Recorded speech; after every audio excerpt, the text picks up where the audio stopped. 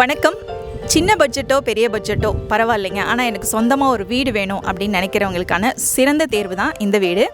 1 BHKல ஒரு சூப்பரான வீடு இருக்குது. சின்ன பட்ஜெட்டாக இருக்குது, தரமானதாக இருக்குமா அப்படின்னு யோசிக்கிறீங்களா? இங்கே இருக்கிற செங்கல், மணல், கம்பி எல்லா பொருட்களுமே தரமான TMT ISI சான்றிதழோட வாங்கி கட்டப்பட்ட வீடு தான் இது.